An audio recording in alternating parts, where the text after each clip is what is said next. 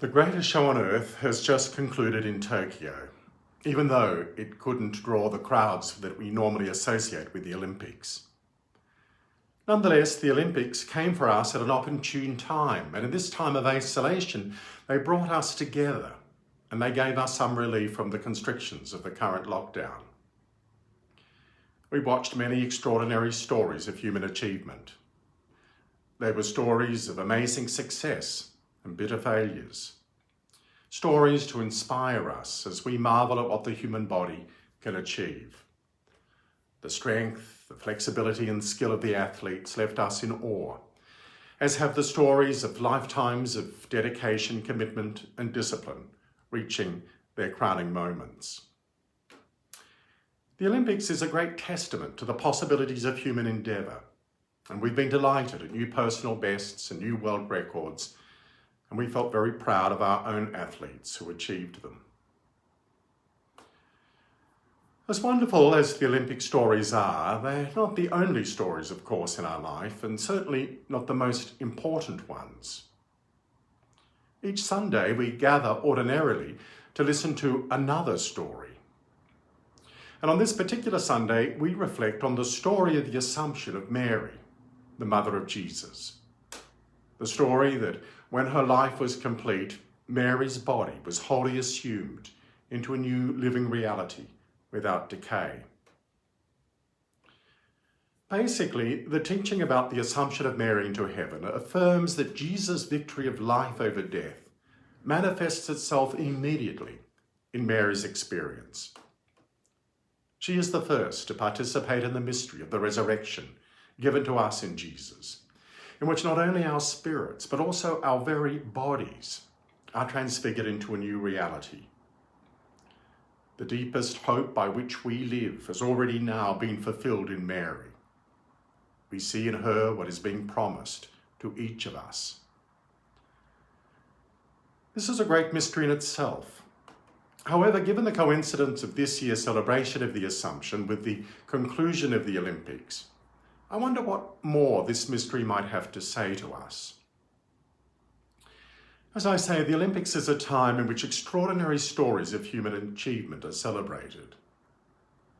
Over the last few weeks, we've marvelled at what individuals and national teams can achieve in strength, flexibility and endurance. But the story that presents itself to us in the story of Mary's Assumption is a very different one from those we've heard from Tokyo. For the story of Mary is really the story of someone who achieved nothing. Mary was, in truth, an illiterate Palestinian peasant girl trapped in the cycle of poverty and oppression. A one-time unmarried mother, most probably around the age of 14, and for all time the mother of an executed criminal. There are no medals in this. To the outward observer, she achieved nothing in her life. She achieved nothing, and she was the first to say so. And yet in her, God achieves everything. The Assumption of Mary then is not a story of what Mary herself achieved, but it is the story of what God achieves in a life that is lived in constant openness to God's promise. At the time of the Olympics, the celebration of Mary's Assumption invites us to remember that in the end, it's not what we achieve that is most important in life, but what God wants to and can achieve in our life if we have but the openness.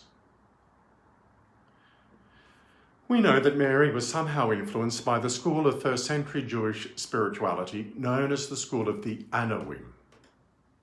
These were the people who, in the midst of their oppression, in the midst of their uncertainty, anguish and suffering, kept putting their trust and hope in a God whom they perceived as being with them in their suffering, always reminding them of the promise that had been made to them, that one day they would live in freedom and in peace.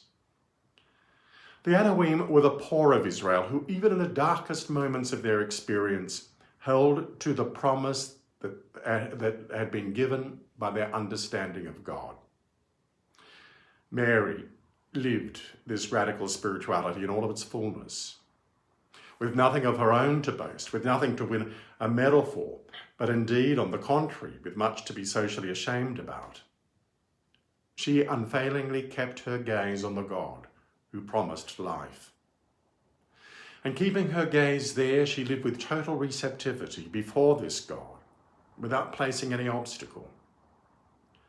Thus, God worked in her the achievement that he wants to work in each of us, the glory of a life fully lived, totally alive, forever.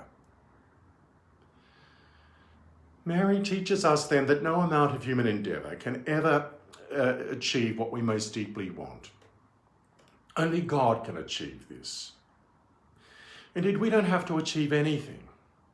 This can be a bit confronting for us when we're so used to achieving or being expected to achieve, or when we witness others achieving a lot. But if we think about this, our lives might be a lot more free.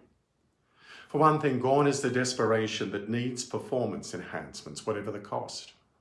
And these, of course, just don't come in banned substances.